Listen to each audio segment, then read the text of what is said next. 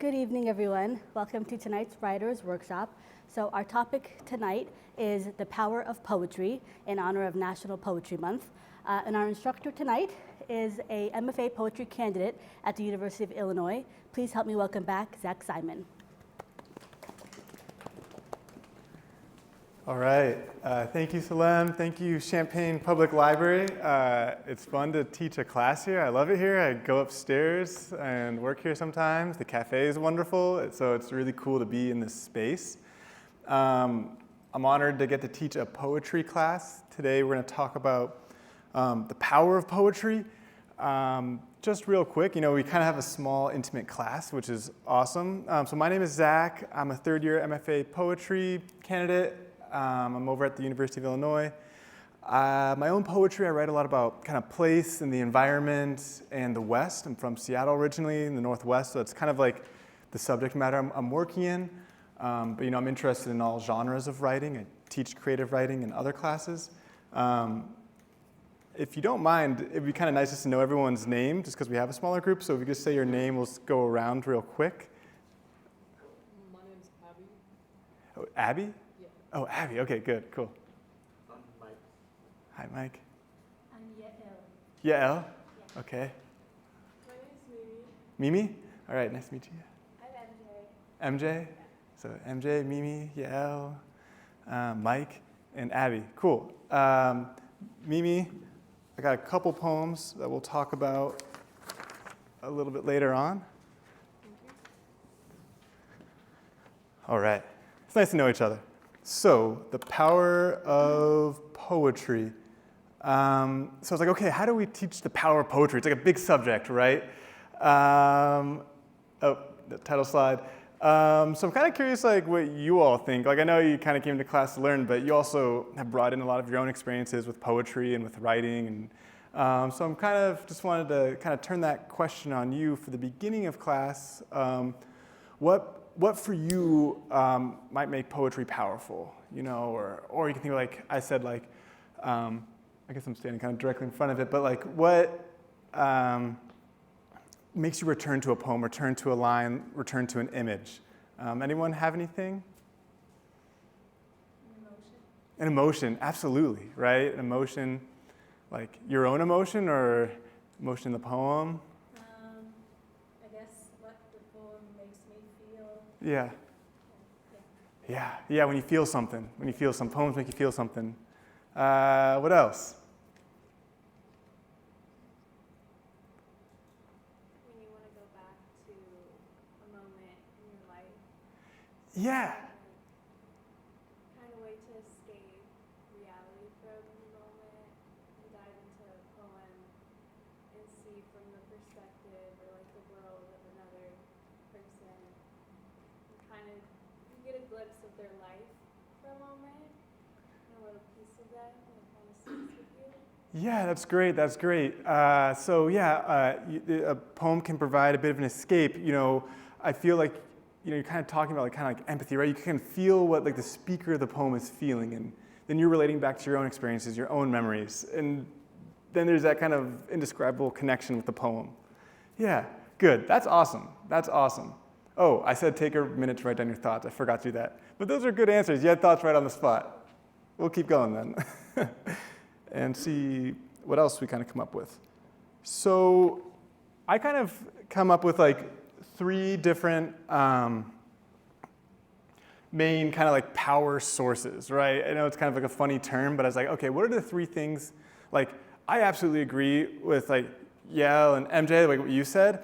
And I'm so how do I get there? How do I get to that escape? How do I get to that emotion? And so I couldn't decide on one thing. So I went with image, I went with line, and I went with kind of repetition rhythm. Originally I said sound, which looked better on the page, one word. But then I was no, when a poem can really hit the right kind of repeated phrase, I feel something. I have to hear it again in my head. So I kind of want to, and all of these are kind of craft elements of poetry. I have no idea how, what you all experiences are with poetry, so I might be repeating things but these are kind of three kind of essential craft elements. And I want to dive into all three, and we have a poem for each one today. So the first thing is image, right? And when I say image, like what do you think of? Sometimes being able to picture what the person is describing in a poem. Yeah, absolutely, right? It's reading. It's like the poem is like language, and it's like being able to picture like what is rendered into language, right? Absolutely. Yeah, absolutely. Yeah, imagining that road. An image also, like at the most basic level, an image comes down to sensory, right? Sensory, it's all senses. It is, I always think of visual first when I hear image, but it is just as much as when a poem says, oh, I can smell my mother cooking onions, and you smell the onions, That's an image, even though, I'm also picturing an onion right now, but it's an image. This is how our brains work. It's smell, it is touch, right? Like a poem that makes you feel touch, smell, sound. An image is that kind of sensory language. That is kind of like that bridge to get to emotion.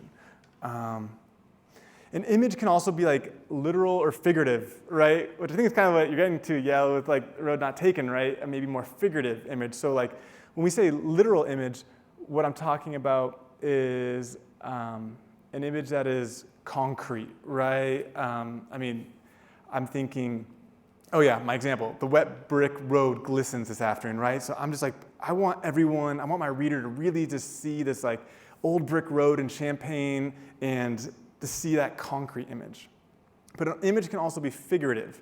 Again, kind of a basic image, if you can't see it, it's armies of ants march across the sidewalk. So that's kind of a metaphor, right? There's not an actual military of ants. It's I'm trying to tell the reader there's a cluster of ants, and the way that they move in a single line reminds me of like a human army. So images are doing both, right?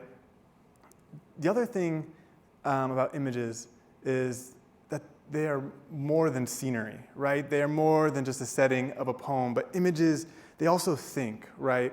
Good images are doing both. You can see the bricks, you can see the ants, but the poet always has more motives than that, you might say. Images are also an idea. They evoke emotion, right? If you see a poem and there's vultures circling, it's ominous. Think about how many poems will end with like a sunset, right? Like we have this kind of natural way, like, oh, that means closing, right? Or a poem that begins in morning, like, oh, that's the beginning of something. So images, and this is not the easiest thing to do in the first draft of a poem, is to think about like, how can I get an image that gets to that emotion, that kind of key my reader in? Or maybe not so much writing for the reader, but writing for yourself. What emotion am I experiencing that I am trying to find my way towards? What type of bird is going to do that for me? And that's kind of the fun part, right? Because like the sunset one, you'll see in a lot of poems. So it's like, oh, what's something different I can do? What's something fresh? Like, how can I mix things up as a poet? Because that's what we get to do. Cool. Any questions about that? Cool. All right. Oh, this is a quote on images I think is really exciting. This is one where I feel the power of poetry when I read it. All right. So this is Robert Haas. He's a poet, and he said that images haunt. There's a whole mythology on this fact. Cezanne painting till his eyes bled. Wordsworth wandering the lake country hills in an impassioned daze. Blake describes it very well, and so did his colleague of Tufu, who said to him, "It is like being alive twice." Images are not quite ideas. They are stiller than that, with less implications. Stiller than that, with less implications outside of themselves. And they are not myth. They do not have that explanatory power. They are ne'er a pure story, nor are they always metaphors. They do not say, this is that. They say, this is, which is makes me really excited about poetry, right? It's kind of what you're saying. It's images right there. It takes you to that escape, right? There's no kind of bridge in between. Yeah, it's something that we can kind of work towards. So next, I want to take a look at our first poem. It's James Wright. It's classic. Is anyone familiar with this poem? First time? Oh, wonderful. This is great. We get to read it. This is one of my favorites. James Wright, he was kind of this Midwest poet writing like, I don't know, probably the 60s, 70s. He's known as this deep image poet who writes a lot about place. Maybe we can read the poem. We'll read the poems twice. I like to do that, hear different voices. I can take the first time, and then I'll ask for a volunteer. So start thinking if that might be you. Lying in a hammock at William Duffy's farm in Pine Island, Minnesota. Over my head, I see the bronze butterfly asleep on the black trunk, blowing like a leaf in green shadow.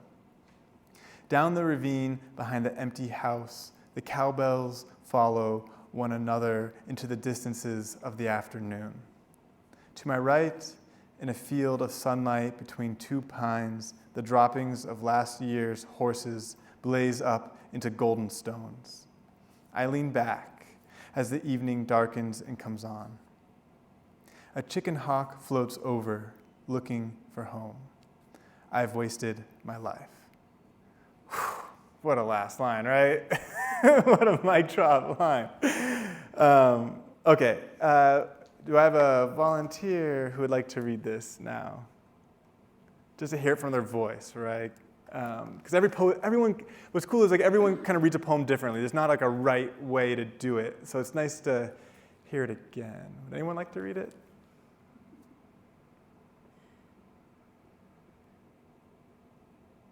You certainly don't have to. It's an opportunity. Okay.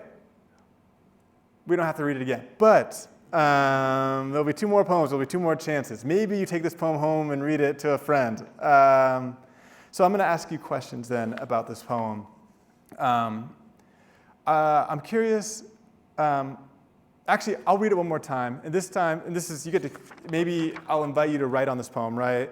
I'm curious, what I'm asking you to look for now when I read it is, what are the images here that you find most striking? What kind of, maybe circle ones that like, provoke a certain sensory kind of image. Which images are kind of creating mood in the poem, emotion? So think about that, maybe underline, circle, have that in your mind. I'm going to read it again, and then I'll ask you all. Lying in a hammock at William Duffy's farm in Pine Island, Minnesota. Over my head, I see the bronze butterfly asleep on the black trunk, blowing like a leaf in the green shadow. Down the ravine behind the empty house, the cowbells follow one another into the distances of the afternoon. To my right, in a field of sunlight between two pines, the droppings of last year's horses blaze up into golden stones. I lean back as the evening darkens and comes on. A chicken hawk floats over, looking for home. I have wasted my life. I've read it 100 times. Gets me every time, that last line, right? So I'm curious. I think the easiest question here is like, what image just strikes you? What sticks out? Because like, I'll say this, like that last line I think is very powerful, right? It's powerful. That last line, it's not description, it's a statement, right? It's a statement. But I think the statement works because of the images that lead us there. So I'm kind of curious, so you all, were there images that kind of stuck out to you that were striking that you want to highlight here? I can kind of like picture him lying in a hammock and I see him seeing the butterfly, kind of cool. Uh-huh. Yeah, sorry, what was that? I'm just kind of like just picturing him, I guess, I don't know, somewhere out like with just a big field, like he's lying in Yeah, the title is doing a lot of work, which is cool. The title is doing, Wright does these super long titles, which I love.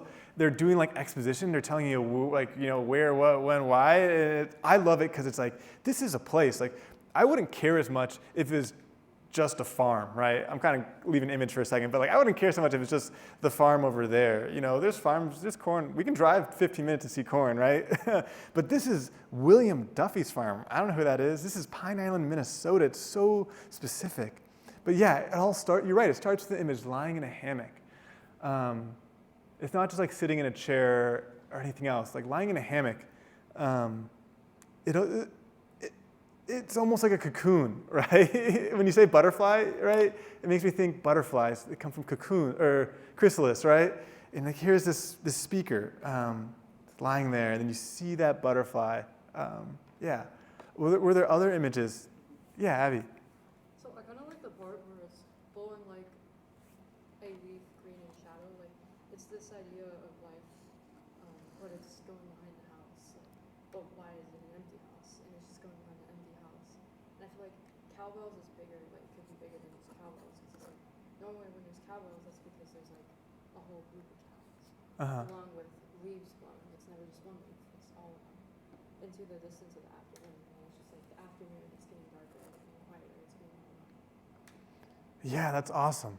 That's awesome. I like how, I guess I'll start with like, I like how you point out the leaf. You said it's kind of like life blowing by. Is that, yeah, it does feel, I didn't even notice that, but it's like a green leaf, right? It's still alive. It's not quite, I don't know, so much of this poem to me, I see like gold and autumn and brown, but you're right, it's a green leaf. There is still a little bit of life. Cowbells. Cowbells is plural. We don't see the cows, right? Sorry, what? We hear them, yeah. So that's the kind of, we're getting like more of that, it's an image, but it's like the sound image, right? Which to me is like gutting, right? It's this like absence that we're hearing. It's just like, you pointed out as many cows, this mass absence is that. I don't know. Yeah, other images. Yeah. The weirdest image to me is the droppings of last year's horses. Yeah. It's not really something you mention normally when you're talking about nature. It's like you don't talk about what the horses have behind last year. Yeah. It's a weird thing to put in there. But. I agree. I feel like the horse droppings are so strange, and that's like one of the, if I put this poem away for a year and I come back to it, I was like, yeah, I remember like there's like the horse droppings that are blazing up in gold. It's strange. There's a strangeness there, especially when we're thinking about this like cycle of life on top of that. Yeah, Abby? I think it's a really cool element actually that they included the droppings of last year's horses, because what I take from that is it's kind of like they're mentioning the idea of waste, because they're talking about this field of sunshine between the two pines. Something Yeah. that may be hard to spot because of everything around them.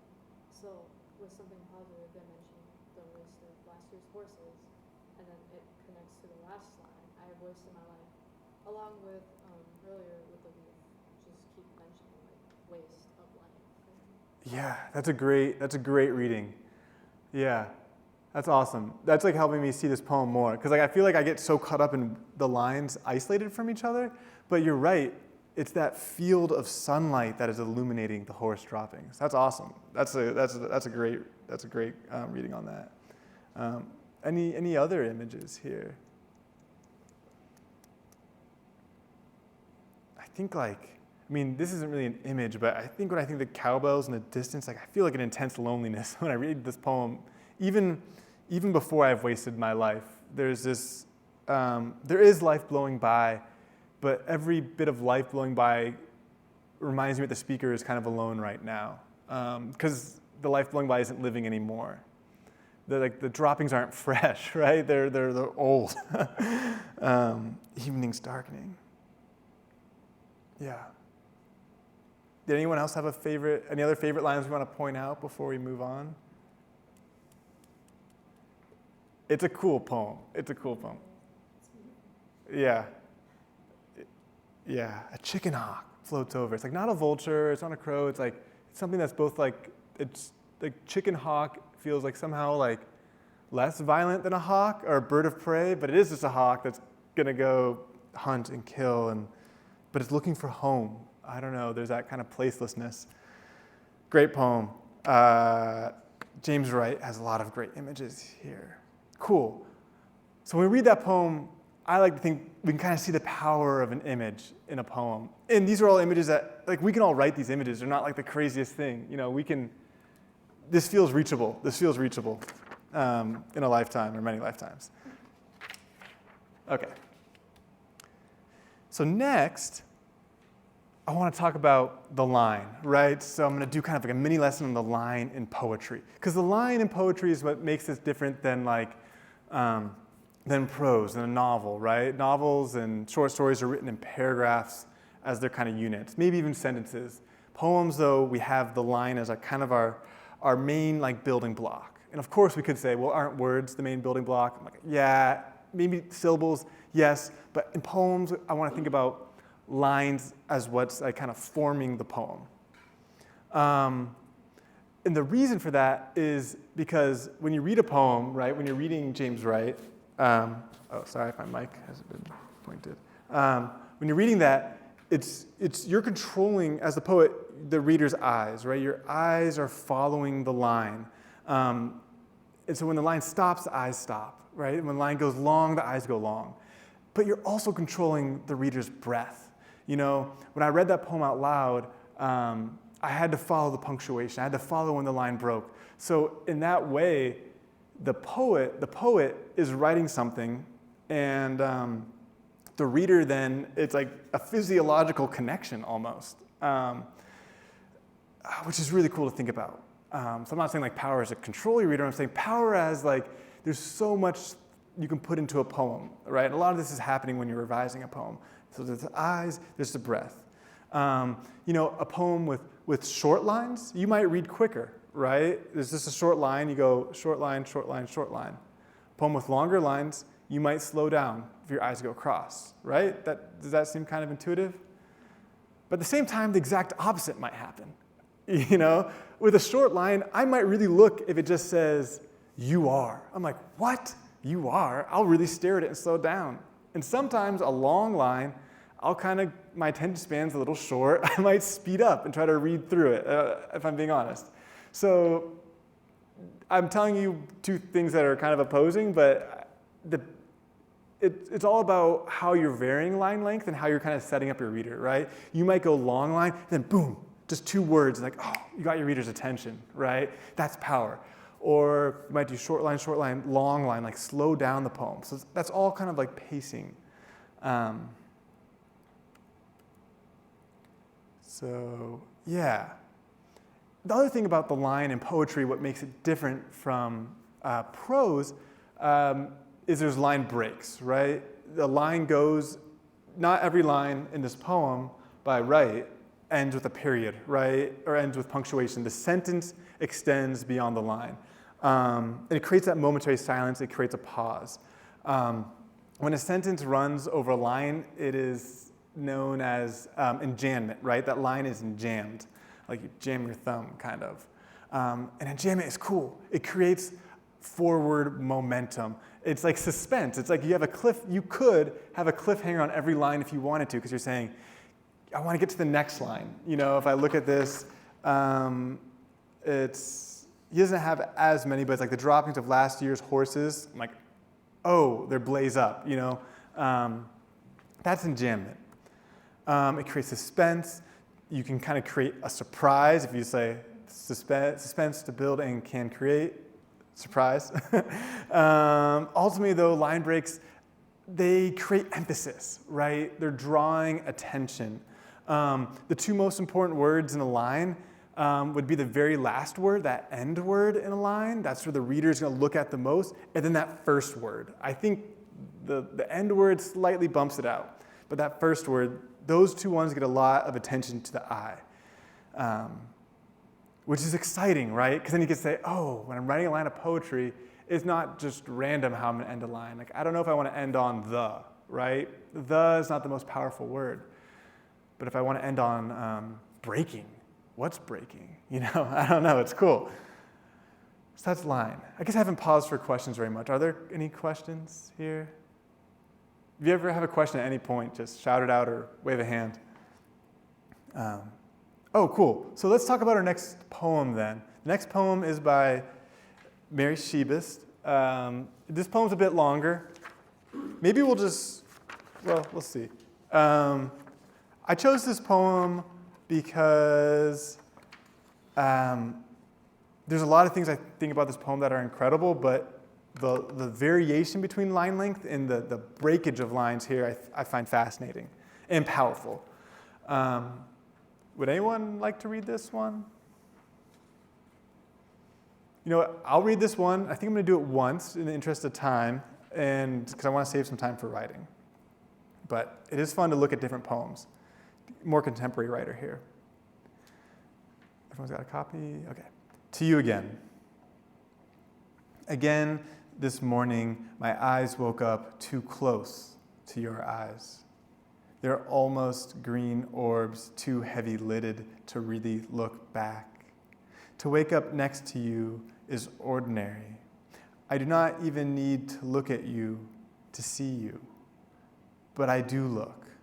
So when you come to me in your opulent sadness, I see you do not want me to unbutton you. So I cannot do the one thing I can do. Now it is almost 1 a.m. I am still at my desk, and you are upstairs at your desk, a staircase away from me. Already it is years of you a staircase away from me. To be near you and not near you is ordinary. You are ordinary. Still, how many afternoons have I spent peeling blue paint from our porch steps, peering above hedgerows, the few parked cars for the first glimpse of you? How many hours under the overgrown pink camellias, thinking the color was wrong for you, thinking you'd appear after my next blink? Soon you'll come down the stairs to tell me something, and I'll say, okay. Okay? I'll say it like that. Say it just like that. I'll go on being your never enough. It's not the best in you I long for. It's when you're noteless, numb at the ends of my fingers. All is all I say it is. So, different type of poem, right? Different type of poem. It's not quite that same kind of natural world that Wright is in. It's a lot more kind of internal. But just thinking about this poem on the line level, kind of what are you were there any line or like line breaks that stood out to people or like moments of emphasis? Yeah, Mimi? When they're like, I do not even need to look at you to see you. Yeah. I feel like there's some people that we're used to seeing all the time that like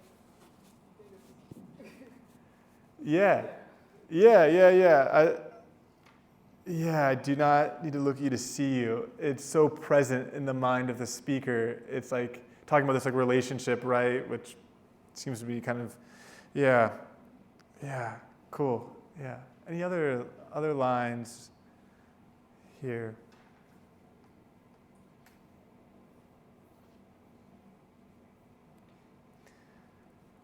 A couple moments that stood out to me when I read this poem. I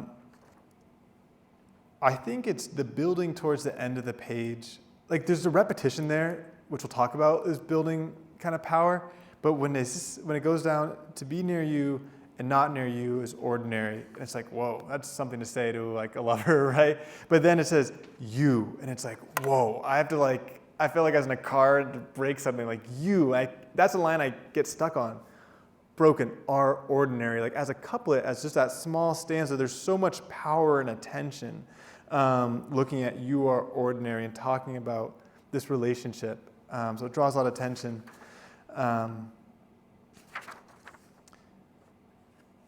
Again, this morning, my eyes woke up too close. You know, if you just the first time you read that, you like don't know what's going to happen, right? Too close to what? The pillow, the ceiling fan? I don't know. To your eyes, it's like so like intimate but uncomfortable.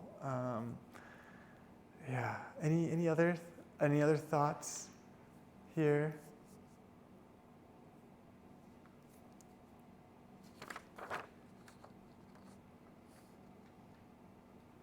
Yeah, Abby? I kind of like that they say too heavy-witted to really look back. Yeah. Kind of like making an excuse for the other person. Because do they really know what's going on with the other person? Or because it seems like the speaker isn't really actually close to the other person, and it's just observations they're making.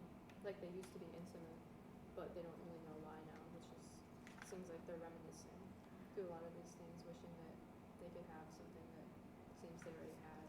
But do they really know if the eyes are actually too heavy-witted to look back, or is it really just an excuse? And it's a reflection of them being tired of the whole relationship. Yeah. So much of this poem is like creating that distance, right? And so like, kind of what I hear you saying, Abby, is like, how there's some projection going on. Like, how can you really know in this description that this is what the other person is feeling when you're clearly showing me that you're so distant. Yeah, absolutely. Yeah. I love thinking you're clear after my next point.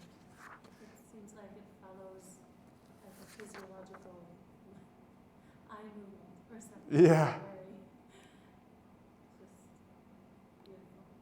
Yeah. Also, there's that like kind of turn. Still, how many afternoons have I spent? The peeling blue paint is an awesome image, right? It's so like textured and visual.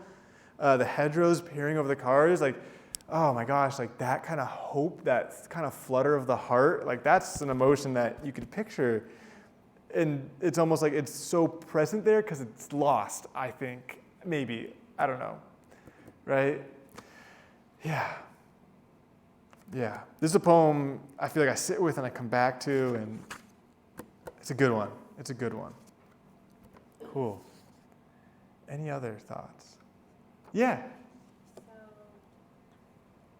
at the line, in your opulent sadness, I see, and he goes, you do not want me to unbutton you, so I cannot do the one thing I can do. Now it is almost 1 a.m.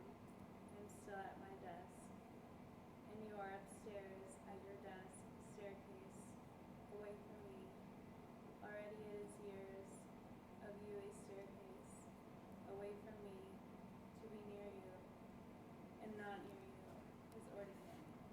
So it's like, he wants, or she wants, whoever, they want that like closeness, I feel like, but someone doesn't want that, like, to just be vulnerable.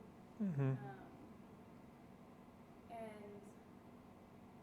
like, I'm at my desk, could kind of go back to like, when you're at a desk, for me it's like, okay, I'm writing, I'm here with my thoughts, like, I'm gonna jot down something.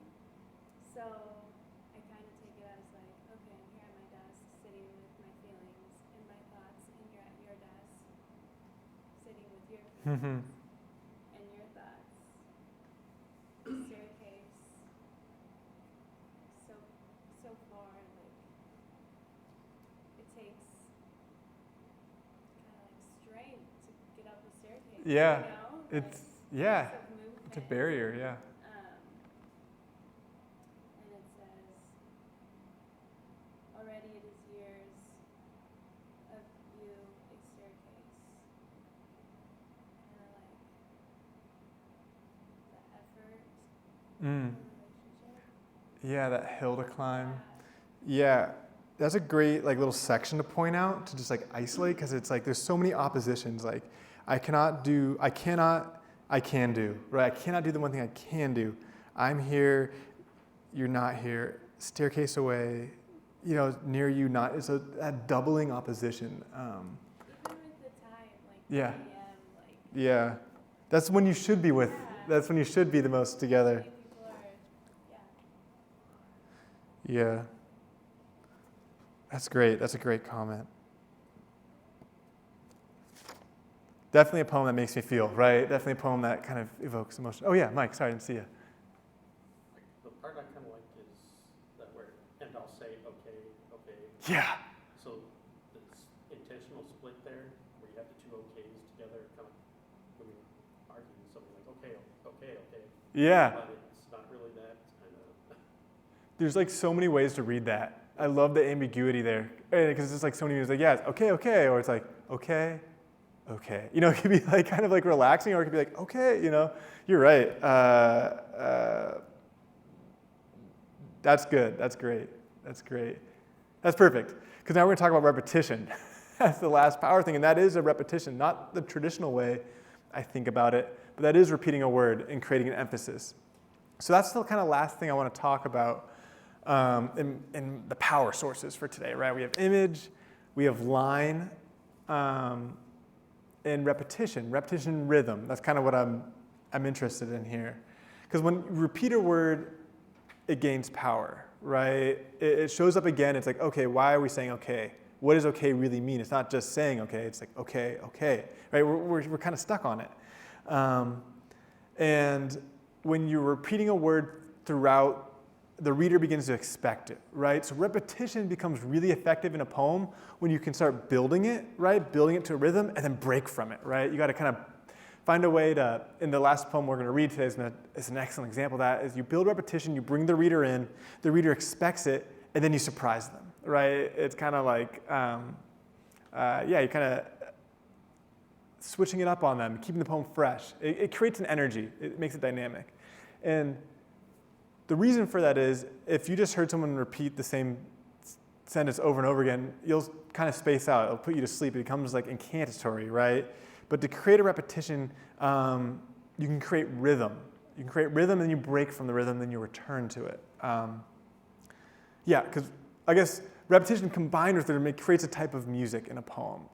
Certain poems, not all poems, but certain poems I think you can kind of hear music to them as they repeat. And one kind of method within the world of repetition is called anaphora, right? Anaphora is when you repeat the phrase at the beginning of a poem. So if I wrote a poem and I said, I want to remember 4th of July. I want to remember that summer. I want to remember hot dogs on the grill. I want to remember the possum that ran by the fire. You know, I want to. So that kind of is the type of repetition where like it can draw the reader in. It creates its own power, and then you break from it, right? You break from it, and it's like you get that kind of like, to me, it's that same energy of going from image, image, image. I've wasted my life. What? It's like that, but it's a different kind of way. So let's, let me see. Oh, I already have it. So that's why this last poem, we'll kind of jump into it because I feel like we can talk about it, but actually reading it is when you'll really feel it. This is Ada Limon, poet laureate. She's like our national poet laureate, which is awesome. This is a poem called The Conditional, a little bit different than these last ones, and you'll definitely feel significant repetition here. So I'll give it the first read, and then there'll be an open invite if anyone wants to read it a second time, but no pressure. So this is by Ada Limon, The Conditional. Say tomorrow doesn't come. Say the moon becomes an icy pit. Say the sweet gum tree is petrified. Say the sun's a foul black tire fire. Say the owl's eyes are pinpricks. Say the raccoon's a hot tar stain. Say the shirt's plastic ditch litter. Say the kitchen's a cow's corpse. Say we never get to see it. Bright future, stuck like a bum star. Never coming close, never dazzling. Say we never meet her, never him. Say we spend our last moments staring at each other, hands knotted together, clutching the dog, watching the sky burn. Say it doesn't matter. Say that would be enough. Say you'd still want this, us alive, right here, feeling lucky. So, a little bit different of a mood than the last poem, right? Less of you are ordinary, more I'm happy to end the world with you. Anyone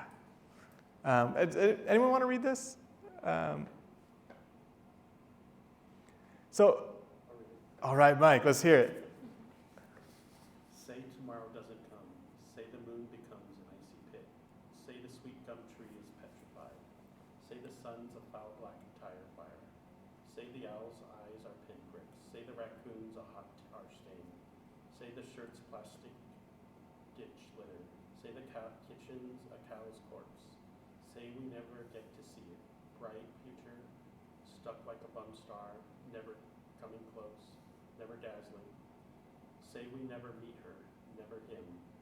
Say we spend our last moments staring at each other, hands knotted together, clutching the dog, watching the sky burn. Say it doesn't matter. Say that would be enough. Say you still want this, us alive right here in Philadelphia. Awesome. Thank you. That was a great reading. The conditional, right? The conditional tense, right? What if this happens? What if this doesn't happen? I mean, let's just jump into this poem. Like, what's striking people? Are there images? Or like, I guess we were talking about repetition, right? So the obvious thing is like, say, say, say. That's the anaphora. That's what's being repeated. I guess like, did you all kind of feel the effect when it switched, where that turn happened? Like, Mike, did you feel that kind of turn when you read it? Yeah, it definitely forces you to slow down on that when you get to that transition. Yeah, yeah. And it's like, I feel like there's a lot of things happening there. On one hand, we're just breaking from the repetition of the anaphora, but on the other hand, the lines are jammed now, right? The first, I think, 8 lines, 10 lines? They're all end stopped with a period, so you have to stop each time. And those lines, as soon as you read them out loud, you realize they are a mouthful. They're hard to read, like kitchen cow's corpse, gum tree petrified. But then suddenly, like the language just flows, Say we never get to see it. It's like half pause, bright future, stuck like a bum star, never coming close, never dazzling. The words just come out so fast. You can feel that rush of emotion. It's like apocalypse, apocalypse, apocalypse, and then love, in my opinion. That's how I'm reading the poem. Were there certain images that really stuck out to people here? Or what did you feel when you heard the poem or read the poem? I'm kind of curious, like, what your highlights might be here. Yeah, right? Why? Was it just... I guess because I can imagine myself Yeah. doing that. Clutching the dog. It's just so specific, right? And just that word clutching as a verb is so specific in the way you'd hold like the dog that you like love, in a way that like, okay, we can picture like a romantic love, but this is like something more than that. This is like humans on earth, us as together. Yeah, clutching the dog is one that definitely stands out. Any other ones? Hands knotted together. Yeah. Watching the sky burn. Yeah, it's just like, yeah, so why did those stand out for you?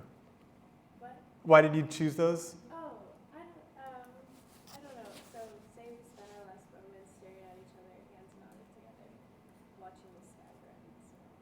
So everything could be going wrong in your life, or like the world could be ending, but like you're with someone you truly like love or enjoy being around, and you're just holding hands, Yeah, being in each other's presence. yeah, it's such a contrast from being a staircase away from you, right? Yeah. In the domestic space versus like the apocalypse, maybe 2 different moments in a relationship. Yeah, say you'd still want this, us alive, feeling lucky despite all this. Yeah, hands on. It's so intimate, and it's like you kind of have to trudge through that repetition, say. But to me, it's worth it. It's worth it when you get to say we never meet her. It's so crazy to go in the second person there, right? It's not just about I, poet, and this person I love. It's like, it's speaking to something greater. This is a really, to me, it's like a public poem. Seems like they're children.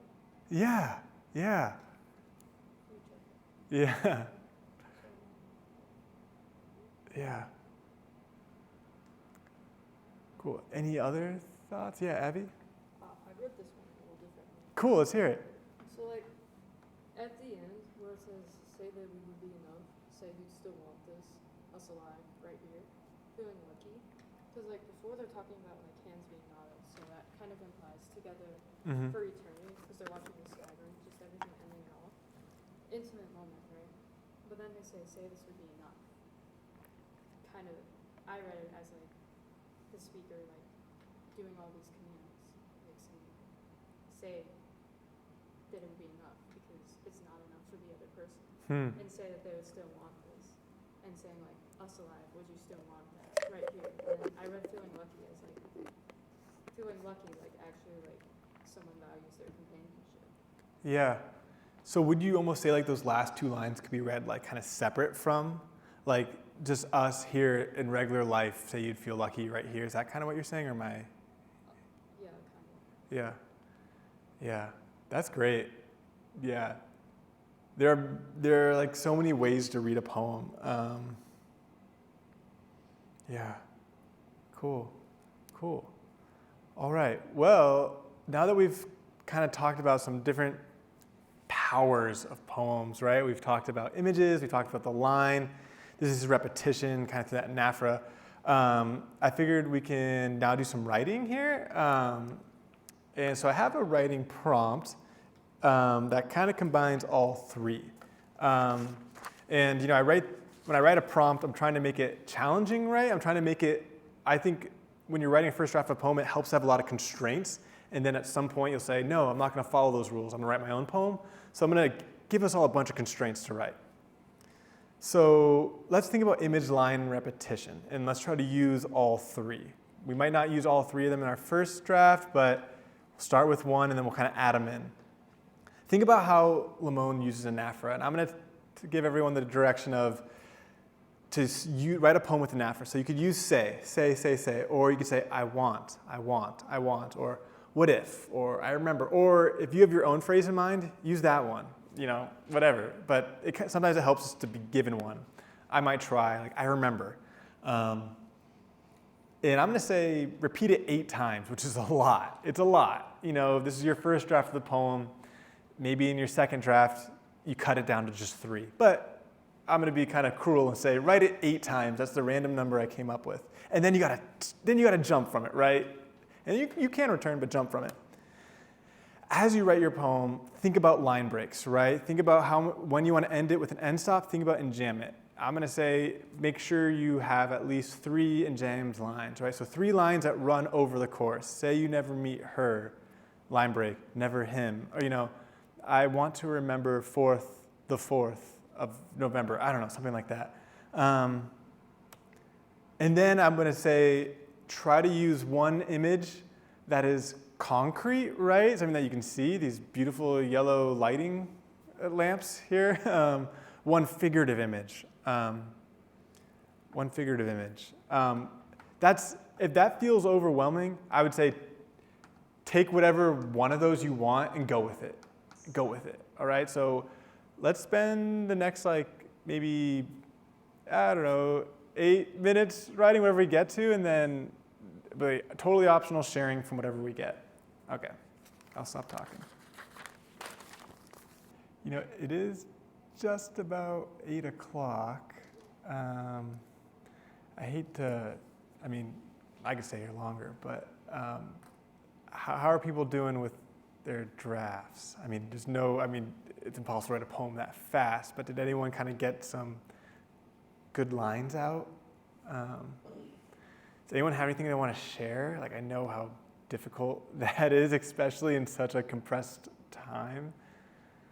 Yeah, let's hear it. Okay, so sorry for my English. I remember the moment of birth. I remember the idea starting to flicker in my mind. I remember my interest starting to rise. I remember wanting to look nice for you. I remember hoping you feel the same way. I remember how we almost made it work. I remember giving you a going away present. I remember waiting for your emails, hearing in them your hopeful voice. Were ideas starting to form in your mind as well? How could I ask? How could I inquire without being too forward, too loud in my lust? As the bus moved through the mountainous roads, circling the vast blue lake of Bariloche, we arrived at the station. My eyes searching, I remember thinking you looked like a rock and roll star. That was awesome. That was so good. I can't believe you just wrote that in 10 minutes. I have a few highlights I would like to say. It was really cool. You did the I remember, you followed the rules, and then you were able to pull off the change. And then you went how, and then I heard two. So it was really cool to hear like that kind of anaphoric, I don't know if it's a word, repetition, and then you kept doing repetition, but you moved it, you shifted it. That was really cool. Anyone else have a highlight from that? They want to? All comments welcome. That was great. Thank you for sharing. Anyone else want to read? All right, Abby. I didn't really follow the repetition there because me personally, I don't like doing that. Cool. Sorry for the change in there. I'd say happiness is optional, almost as a profound love from a young age, or whenever someone finds it, something treasurable, wanted, needed, optional. In a sense, everything is. It's a mix. I could choose to be here, further away from her, myself. Same thing. I'd say that's better. Anything really. Further away from the tools of silver, feeding upon my skin. With her. I'd say, sure, happiness is optional, but its addiction is not. Thank you for sharing that. Yeah, that's great. That had just such like rich like emotion, like interior emotion, kind of like through those statements. I really liked. I mean, you didn't quite do the anaphora, which is fine, but you still did kind of work in a little repetition, right? Like every time you said like your speaker says like it's happiness isn't optional, right? We still kind of hear it, right? And to me, it's gaining power as it's repeated. That was great. Yeah. You know, I can kind of hear those like pauses with how you're working with the line. Cool. Anyone else want to share? All right. Well, it's 8:05, so we'll probably wrap up. But I really enjoyed this whole class. Thank you, everyone, for participating and engaging on a what is it? I don't know what day it is. Wednesday evening in Champaign Public Library in the studio. Thanks for having me. I'm honored to be here. So, yeah, thank you. Yeah.